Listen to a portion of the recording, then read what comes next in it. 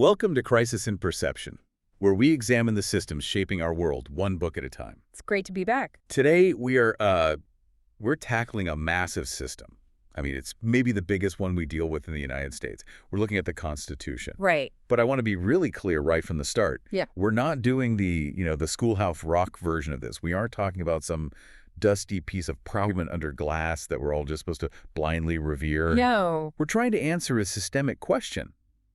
How does constitutional governance function not just as a set of rules, but as a legitimacy system? And that distinction is, it's everything. It's so vital. We often think of the legal system as this neutral arbiter, like a machine where you put facts in one end and justice comes out the other. A very clean, logical process. Supposedly.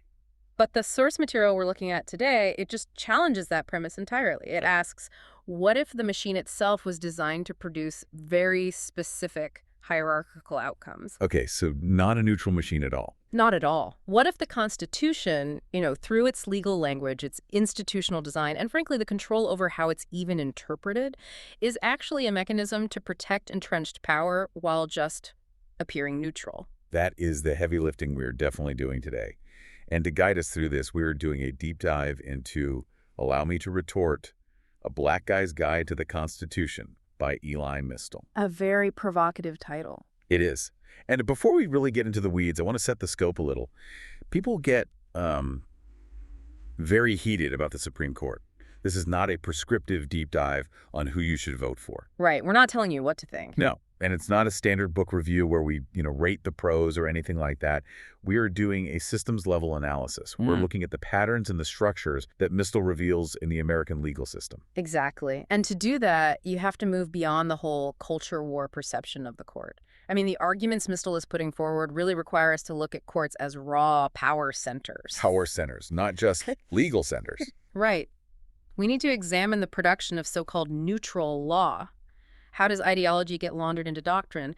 And, maybe most importantly, we have to look at that critical gap between rights, what is written on the paper, and enforcement. What actually happens to you on the street? What actually happens to you? That's the whole game. So let's start with the author, Elie Mystal. His background is really interesting here. He's the justice correspondent for The Nation, but he comes from inside the system he's critiquing. He's a Harvard law grad. He has the pedigree, absolutely. He worked at a place called Debevoise in Plimpton, which is, it's a massive top-tier corporate law firm, but he left. And the reason he left is key to his whole argument, right? It is. He left specifically because he rejected the way law is taught and practiced at that elite level. He describes it as being robot-like, I think? He does. He talks about how lawyers, especially at that level, are trained to be completely dispassionate, almost like, Data from Star Trek. Just the facts. No emotion. Exactly. You're supposed to analyze the law as if it were physics or math-some objective reality, where if you just crunch the numbers correctly, you get the right answer. Mystal just. He rejects that entirely. And I love the analogy he uses to counter that. He says, law isn't math, it's jazz. It's a brilliant metaphor for his whole thesis. Think about it. He views law as an argument. It's these subjective iterations based on a few consistent beats. So there's a structure, a theme, but there's also improvisation. So much improvisation. It's a series of choices. And his argument at its core is that for most of American history, those choices have been made by white men, specifically to protect the interests of other white men. So if you treat law like math, you're pretending there's only one right answer. And that answer usually, just by coincidence, aligns with the status quo. But if you treat it like jazz, you have to acknowledge the improvisation, the human element, and crucially, the power dynamics of who gets to play the solo. Who gets to decide what the song sounds like. Yes, who's in the band. Which brings us to the central thesis of the book. And he really doesn't pull any punches here. He basically says the original 1787 Constitution is, well, the word he uses is trash. It's a jarring word choice, for sure, especially from a legal scholar. But we need to unpack why he uses it from a systems perspective. He isn't just trying to be inflammatory. Okay.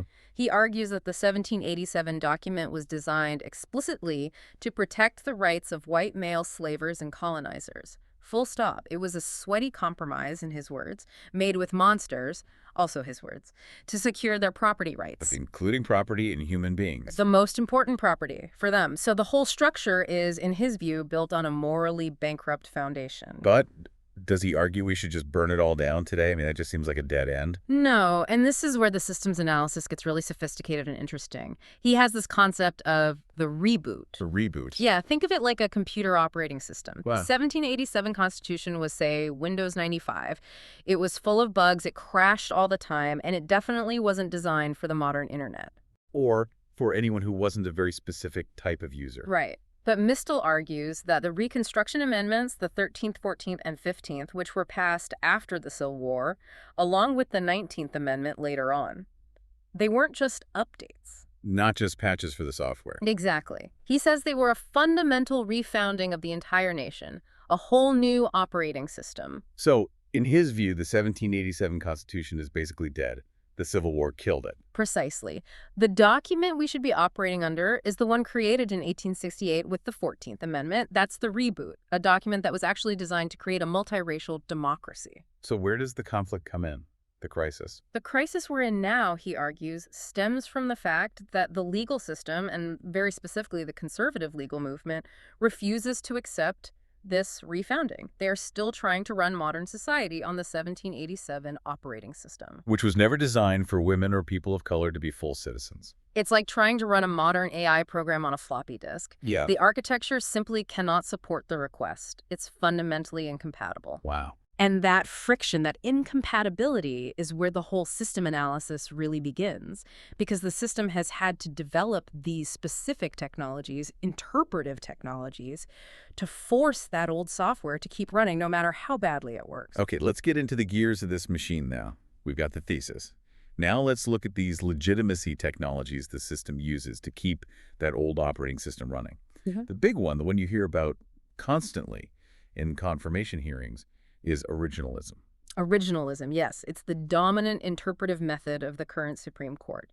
The idea is basically that we have to interpret the Constitution based on the original public meaning of the words at the time they were ratified. Okay, I have to play devil's advocate for a second here. On the surface, that sounds logical. Right. I mean, shouldn't we stick to what the text meant when it was written? Otherwise, aren't judges just making things up as they go along? And that's the seductive narrative. That's why it's such a powerful technology. The story is that it's neutral, and it restrains judges from imposing their own views. But look at the incentive structure, Mystal points out. If you limit the universe of acceptable outcomes to only what was conceivable by wealthy, white, often slave-owning men in 1787, what happens to your results? You freeze morality in the 18th century. You do.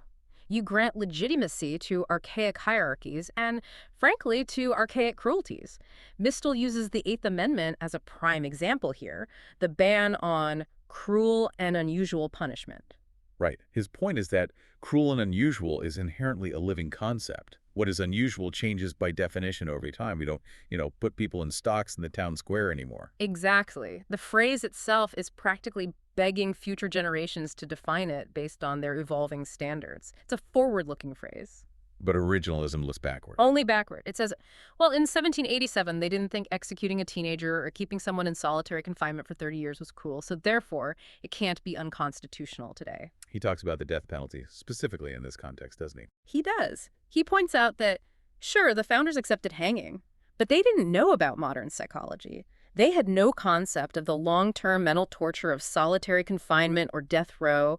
They didn't know about DNA evidence exonerating people decades later. So by sticking to originalism, the system is just laundering cruelty. That's the argument. It says, we aren't being cruel, we're just being faithful to James Madison. It removes the moral agency of the current judge and displaces it onto these long-dead men who, let's not forget, owned other human beings. It's a liability shield. Don't look at me, I'm just following the text. It is a perfect liability shield. It functions as a power system to limit social progress without ever having to appear political. It converts a raw political choice, I support the death penalty, into a pseudo-historical mandate. The founders supported the death penalty. And the really fascinating part about this system design, he argues, is that it's selectively applied. Oh, absolutely. It's used when it gets you a conservative outcome, but it's conveniently ignored when the text, like the 14th Amendment, clearly demands a progressive one. Which is how you know it's a tool, not a philosophy. That's Mystal's point. It is a weapon disguised as a consistent, neutral philosophy of interpretation. Let's pivot to another one of these weapons, the First Amendment. This is another area where Mystal argues the whole system has been inverted. He talks about the First Amendment as a sword versus a shield. Can you break down that distinction for us? Yeah, this is a really critical distinction in systems analysis. The First Amendment, freedom of speech, freedom of religion, it was designed as a shield. A shield for who? To protect the minority from the state, to protect the individual from the government, coming in and telling them what they have to pray or what they're allowed to say. It's a defensive tool. Now, Mystal argues it's been weaponized by the religious right, by corporate interests. You see it in cases like Hobby Lobby or Masterpiece Cake Shop. It's been reforged to impose dogma on other people. It's used as a sword. So instead of the government can't stop me from practicing my religion, it becomes my religion allows me to deny you health care. Or service, precisely. It allows private entities to bypass general laws like non-discrimination laws or healthcare mandates that apply to everyone else by claiming a special constitutional exemption. That feels like a massive expansion of what that was supposed to do. It is. It's a huge expansion of the free exercise clause that essentially says if you have a sincerely held religious objection, you can just opt out of the parts of the social contract that apply to everyone else. And at the same time this is happening, we see the whole cancel culture fallacy. Oh, this is a big one. He really goes off on this. The idea that being, canceled on Twitter is somehow a First Amendment issue. Right, which is a deliberate confusion of how the system is supposed to work.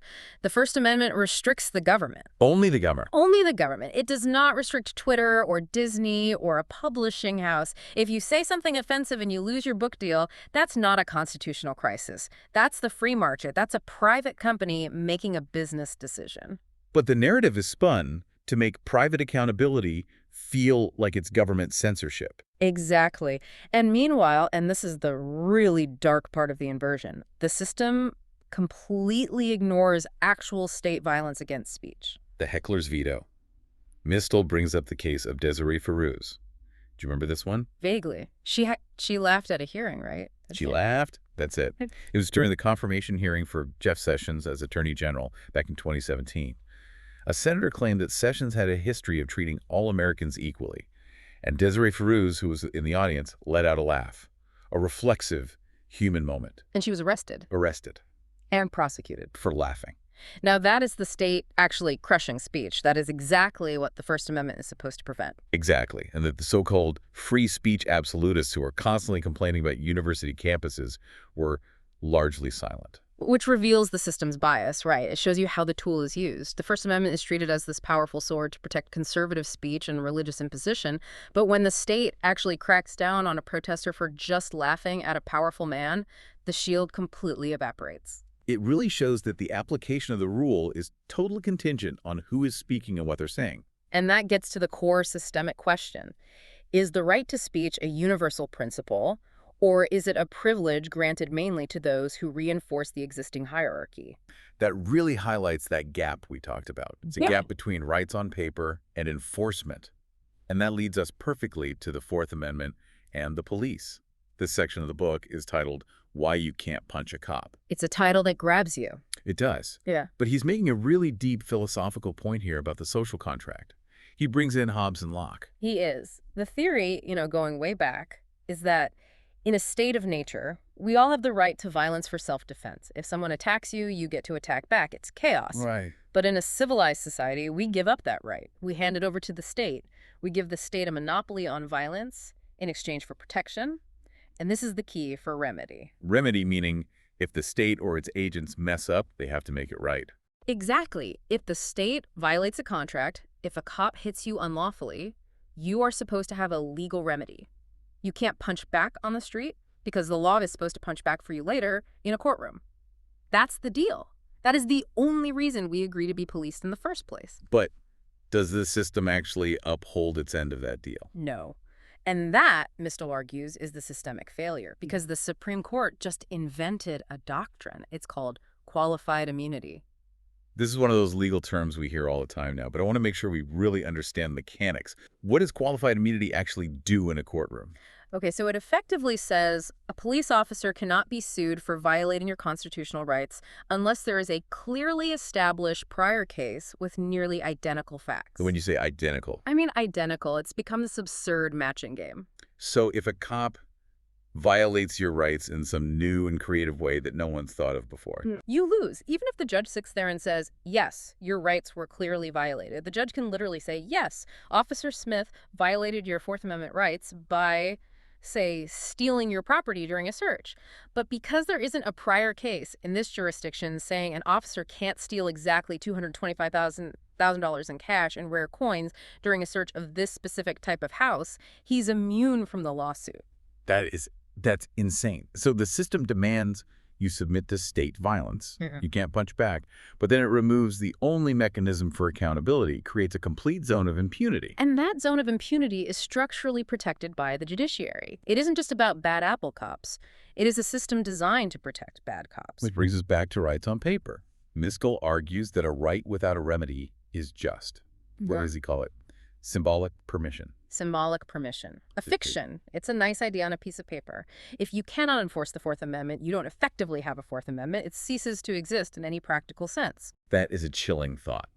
We're all walking around thinking we have these protections, but they're just unenforceable ghosts. It turns citizens into subjects. And it does so specifically to maintain the state's monopoly on force without any of the corresponding responsibility. It breaks the social contract right in half. Let's move on to how the courts handle discrimination.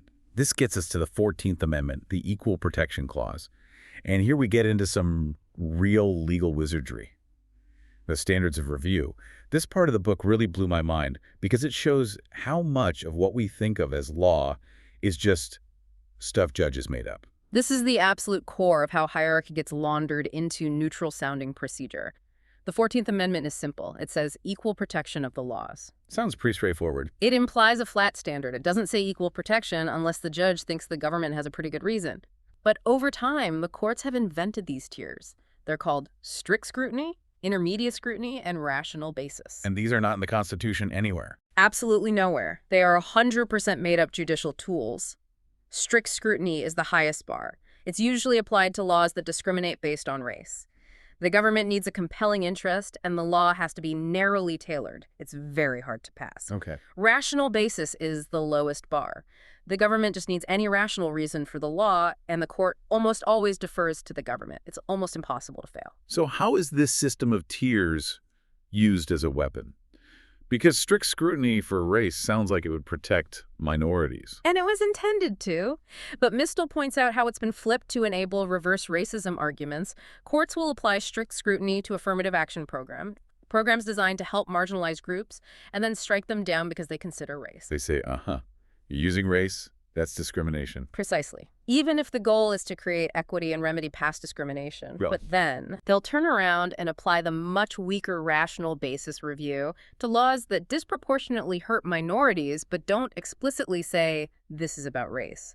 Things like certain voter ID laws, or closing polling places in specific neighborhoods, or partisan gerrymandering that has a clear racial effect. So the tool designed to protect the vulnerable is used to dismantle the programs that help them. While the tool that gives the government a free pass is used to uphold systems that harm them. It completely flips the script. It's like using a microscope to find any possible flaw in the solution, but using a blindfold when you look at the actual problem. That is a perfect description of how it functions. And Mystal points to one specific case, Loving v. Virginia, the case that legalized interracial marriage as what he calls conservative kryptonite in this whole debate. Why kryptonite? I assume because originalists can't really explain it away. They can't. The original intent of the men who wrote the 14th Amendment in 1868 was absolutely positively not to allow interracial marriage. They were racists. Of course they were. Many of the people who voted for the 14th Amendment came from states where interracial marriage was illegal, and it stayed illegal for another century. They did not view marriage equality as part of equal protection, not even close. So if you're a strict originalist, you have to argue that Loving v. Virginia was wrongly decided. You have to be willing to say publicly that states should still be allowed to ban interracial marriage. And almost no one is willing to do that. Because it's political suicide. It's morally repugnant to the vast majority of modern Americans. So they have to twist themselves into logical knots to try and justify it within their framework. And Mystal uses this to prove that the original intent model is either fundamentally broken or it's just plain dishonest. You cannot have a modern moral society if you are tethered to the specific prejudices of 1868. We've covered the 8th, the 1st, the 14th Amendments. Mhm. But there's one more huge systemic piece here. Voting rights and what Mystal calls the reboot resistance. Yes, the 15th Amendment, the right to vote. This is really the centerpiece of that Reconstruction reboot we talked about. And the system's response to this reboot has been, for 150 years, just constant friction and resistance. And the key modern case here is Shelby County v. Holder. Chief Justice Roberts, he wrote the majority opinion.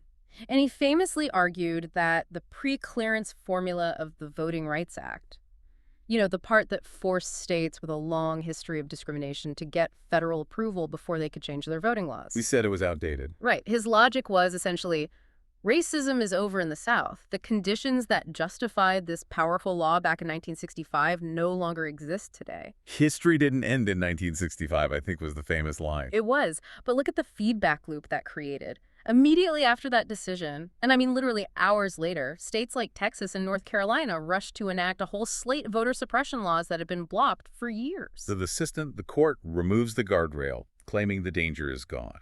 And the danger immediately reemerges, proving the guardrail was the only thing holding it back.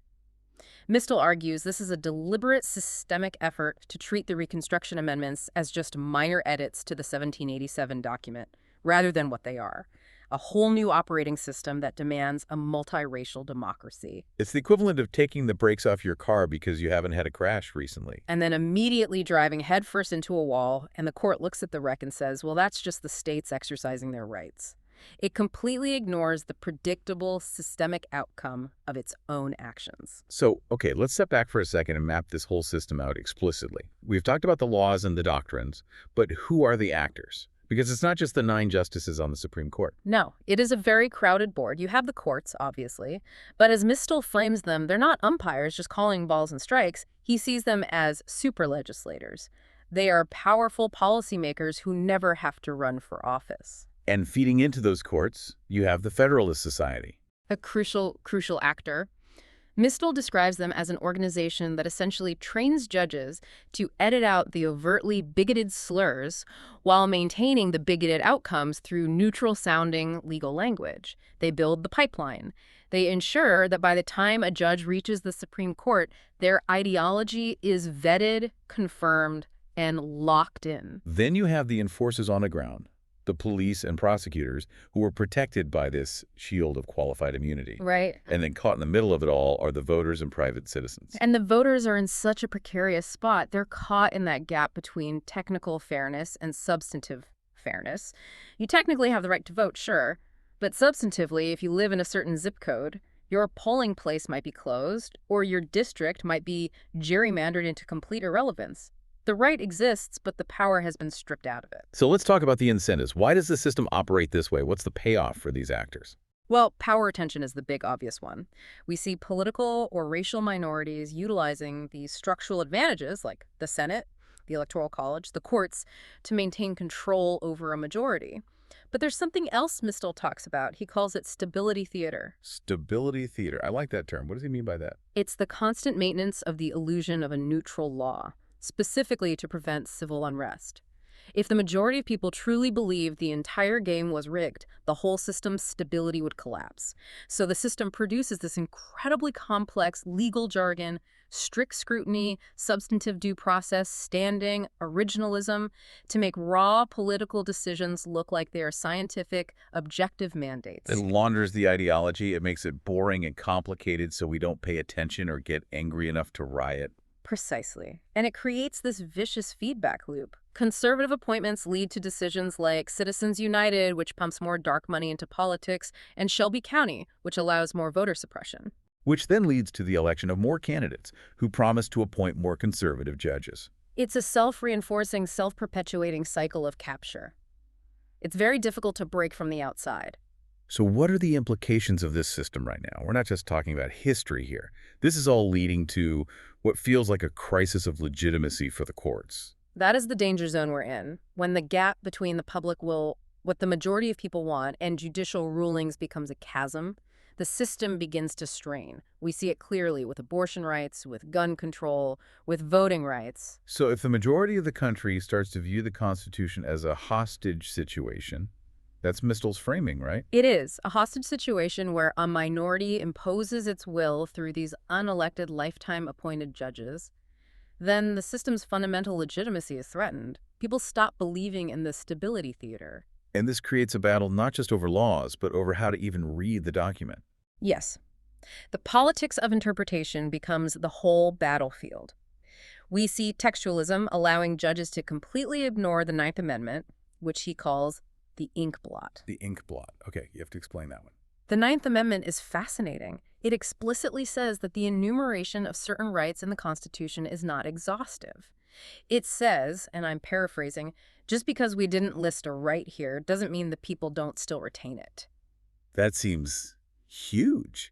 I mean, that seems like an open door for things like a right to privacy or bodily autonomy or all sorts of modern rights. It is. It should be. But the dominant conservative interpretation treats it like an ink blot on the parchment, something we can't really read clearly, so we should just ignore it and pretend it's not there. But at the same time, they obsess over the 10th Amendment. They obsess over the 10th Amendment states' rights. It is a profoundly selective reading of the text, all designed to achieve specific political outcomes. They amplify the parts of the Constitution that restrict federal power and protect local hierarchies, and they completely ignore the parts that expand individual rights and freedoms. So if the system is rigged, if these feedback loops are closed and self-reinforcing, what's the solution? Mystal goes pretty hard on this. He doesn't just say go out and vote harder. No, because he argues that voting itself has been compromised by the system. He argues for structural reform, not just trying to win within the existing rigged rules. His main point, expand the Supreme Court. Court packing. That's the controversial term. He calls it unpacking the court or just expanding it. He argues that because the court is transformed into a super legislature that has been captured by a specific ideology, the only constitutional check left is for Congress to dilute that power, add more justices, break the feedback loop. He makes the point that the number 9 isn't sacred. It's just a number set by a statute Congress passed in 1869. It can be changed by a new statute. He also goes after the Electoral College and the Senate. Absolutely. He views the Electoral College as a clear vestige of slavery, designed to empower slave states that now allows for minority rule. And he calls the Senate an affirmative action program for white people in low population states, giving them wildly disproportionate power. His point is that these aren't just quirky features of American government. They are structural barriers to the promise of the reboot, the promise of the multiracial democracy the 14th Amendment was supposed to create. This connects so directly to what we try to do here at Crisis and Perception. We're always trying to move the focus away from the bad apple narrative. And that is the absolute key takeaway from this entire analysis. It is not about a few individual bad cops or a few racist politicians.